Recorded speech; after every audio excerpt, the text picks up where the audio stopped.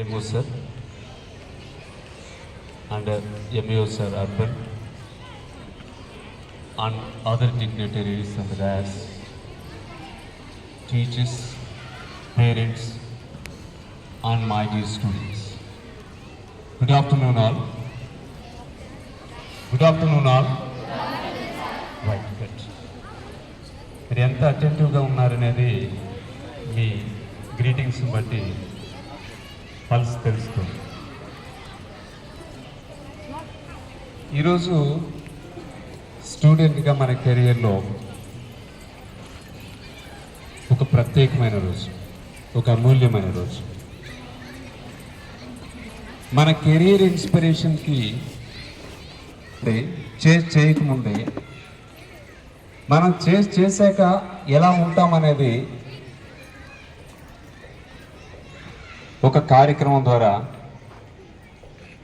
మనల్ని మనం పరిచయం చేసుకుంటున్నాం. Watts a career? కెరియర్ అంటే ఏంటి అసలు?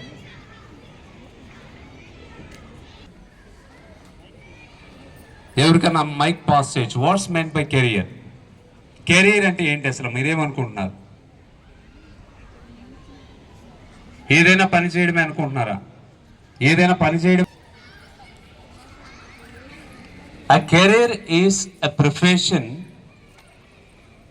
A career is a profession where you can grow and update yourselves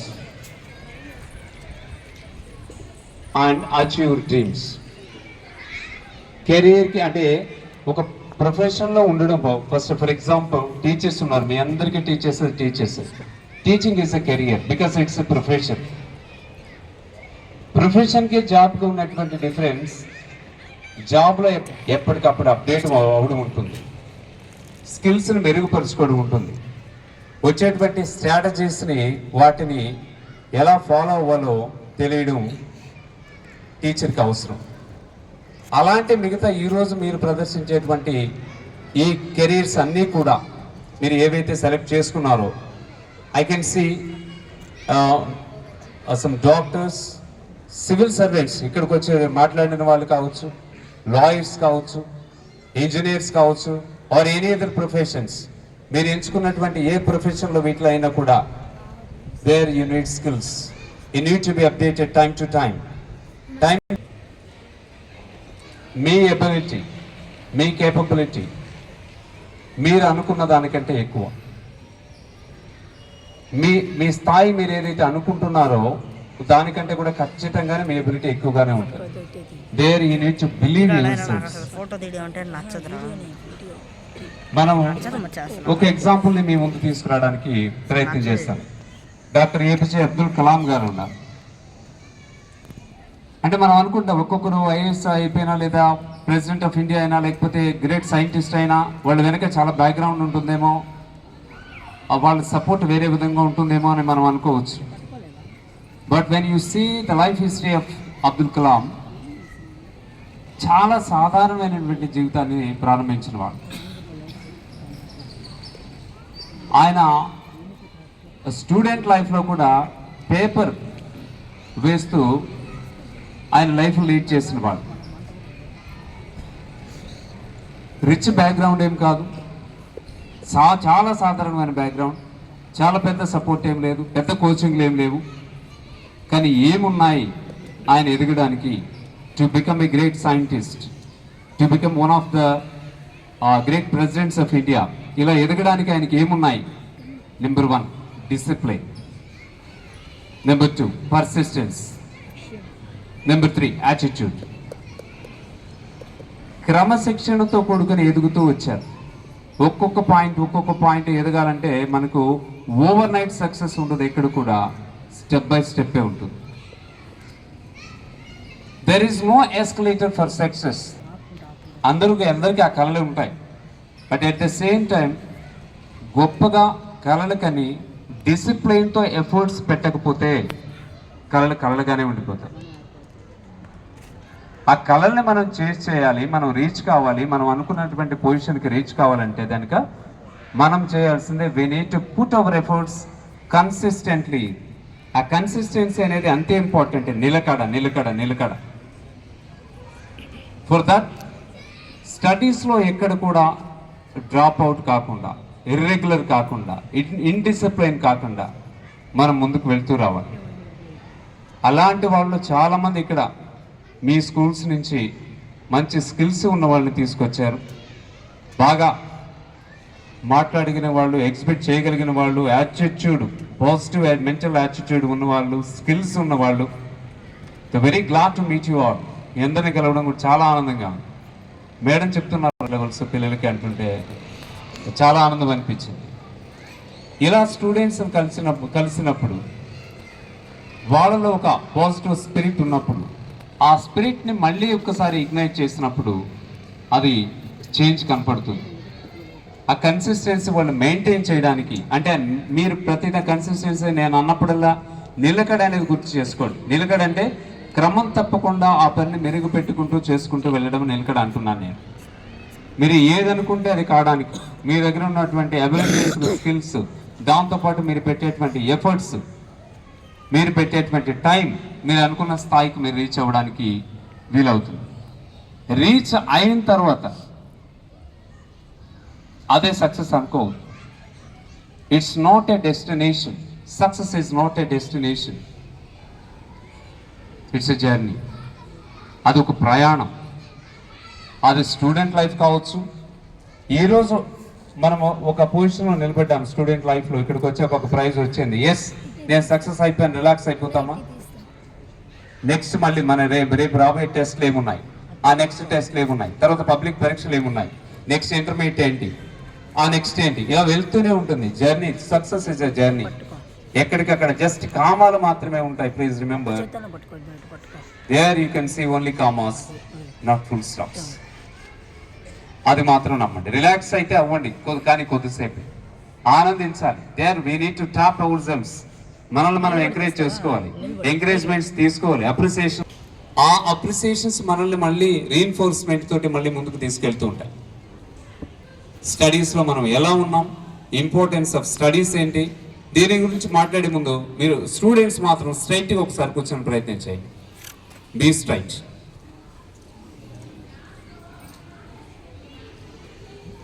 just slowly close your ice.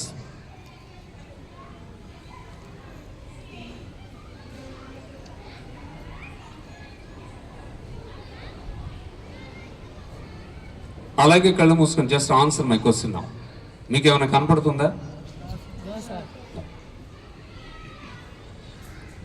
Education ఉండడానికి, ఎడ్యుకేషన్ లేకపోవడానికి డిఫరెన్స్. ఎడ్యుకేషన్ లేకపోతే మన లైఫ్ ఎలా ఉంటుందంటే, మనం కళ్ళు ఇప్పుడు మూసుకో ఉన్నాం కదా, అన్నీ ఉంటాయి కానీ కనపడవు. మనం కళ్ళు మూసుకున్నట్టే జీవితం ఉంటుంది. అది ఎడ్యుకేషన్ లేనటువంటి life. So open your eyes now. ఇప్పుడు అన్నీ కనపడుతున్నాయి కదా. This is what education is. విద్య ఉంటే అవకాశాలు ఇలా కనపడతాయి, రిసోర్సెస్ కనపడతాయి, ఆపర్చునిటీస్ కనపడతాయి. You can grab the opportunities. చాలామంది ఏముందిలే చదువుతున్నాము కదా అందరూ అనుకుంటారు. బట్ చదువుకోవడానికి, చదువు లేకపోవడానికి, చదువు ఉన్నదానికి ఎంత తేడా ఉంటుందంటే, just education is a moment from darkness to light అంటారు. చీకట్లోంచి వెలుగులోకి ఒక ప్రయాణమే విద్య అని. సో మీరు ఒక పొజిషన్కి ఆల్రెడీ రీచ్ అయినారు. There you have been selected from your respected schools and you have been sent here. Select కాబట్టి ఇక్కడికి పంపబడి ఉన్నారు మీరందరూ కూడా. మీకు ఇంపార్టెన్స్ ఆఫ్ ఎడ్యుకేషన్ అయితే తెలుసు. నేను చెప్పే మాట ఏంటంటే, డోంట్ గివ్ అప్ అంటున్నా. ఎటువంటి పరిస్థితుల్లో సరే ఎంతవరకు చదవాలి, మీ గోల్ అచీవ్ అయ్యే వరకు. నా జాబ్లో నేను సెటిల్ అయిన తర్వాత కూడా I acquired many qualifications. Job వచ్చిన తర్వాత కూడా అంటే most of the times we need to study for knowledge, to acquire knowledge. Knowledge మనతో ఉందంటే కనుక ఇబ్బంది లేదు. డోంట్ గో ఫర్ సర్టిఫికేట్ కోసం కాదు. మనం విద్యార్థి దశలో సక్రమంగా చదివితే కాంపిటేటివ్ ఎగ్జామినేషన్స్కి మళ్ళీ జస్ట్ రివిజన్ లాగా ఉంటుంది మన లైఫ్. మళ్ళీ మొదలుపెట్టినట్టు ఉండదు. ఇది మళ్ళీ చూసినట్టు ఉంది, ఇది ఎక్కడో చదివినట్టే ఉంది అనిపిస్తుంటుంది. సక్రమంగా చదివితే ఇందాక పాప చెప్తుంది 6 to 12 ఎన్సీఆర్టీ టెక్స్ట్ బుక్స్ అంటుంది పాప, సివిల్స్ గురించి మాట్లాడుతూ. అవి ప్రాపర్గా చదువుంటే మళ్ళీ ఇప్పుడు జస్ట్ రివిజనే అవుతుంది అది. So real education remains with you even after living your institution or university. మీ విశ్వవిద్యాలయం తర్వాత యూనివర్సిటీ వదిలేసినా లేకపోతే ఇన్స్టిట్యూషన్ వదిలేసినా మీతో ఏముంటుందో అదే రియల్ ఎడ్యుకేషన్. అలా మనకు గుర్తుండేలాగా చదవాలి. దానికి దేర్ ఆర్ మెనీ స్ట్రాటజీస్. ఎలా చదవాలనేటువంటి studies that is a separate session. మనం ఇప్పుడు కేవలం కెరియర్ గురించే మాట్లాడుతున్నాం. అండ్ మొదటి పాయింట్ మీకు చెప్పినటువంటి పాట, you are more powerful than you think అనేది నేను చెప్పాను. మీరు అనుకున్న దానికంటే మీరు చాలా శక్తివంతులు అని. దానికి ఒకే ఎగ్జాంపుల్ మీకు చెప్పాను, చాలా ఎగ్జాంపుల్స్ ఉన్నాయి. అబ్దుల్ కలాం గారి లైఫ్ హిస్టరీ గురించి మీకు చెప్పడం జరిగింది, ఆయన చైల్డ్హుడ్ గురించి చెప్పడం జరిగింది. అండ్ దెన్ ఇంకొకటి, marks don't decide your destiny. మీరు ఇచ్చేటువంటి ప్రజెంటేషన్కే మార్క్స్ ఉంటాయి. ఆ టైంకి మీరు చేసేటువంటి ప్రజెంటేషన్స్కే మార్క్స్, మీ డెస్టినీ కాదండి. Of course marks are important, అవి ఇంపార్టెంటే, చాలా దగ్గర మార్క్స్ ఇంపార్టెంటే. బట్ డిసప్పాయింట్ కాకండి తగ్గితే ఎక్కడైనా కూడా. అదే డెస్టినీ కాదు, అదే డిసైడ్ చేయదు మీ కెరియర్. అలా అనుకున్నప్పుడు లెజెండరీ క్రికెట్ టెండూల్కర్ గురించి మనం ఆలోచించాల్సి ఉంటుంది. ఆయన ఎంత చదువుకున్నాడో, ఆయన మార్కులేని, ఆయనకున్న పేరు ప్రఖ్యాతులేని. రతన్ టాటా గారి గురించి ఆలోచించాల్సి ఉంటుంది. ధీరుభాయ్ అంబానీ గారి గురించి ఆలోచించాల్సి ఉంటుంది. ఇవన్నీ ఒక ఎత్తు అయితే, ఇప్పుడున్నటువంటి కాంపిటేటివ్ ఫీల్డ్లో చదువే పెట్టుబడిగా, ఎడ్యుకేషన్ పెట్టుబడిగా మనం ఉన్నటువంటి పరిస్థితుల్లో మార్క్స్ని మీరు ఎయిమ్ చేసే ముందు నాలెడ్జ్, ఎక్విజిషన్ ఆఫ్ నాలెడ్జ్ని ఏం చేయండి, ఆటోమేటిక్గా మార్క్స్ వస్తాయి.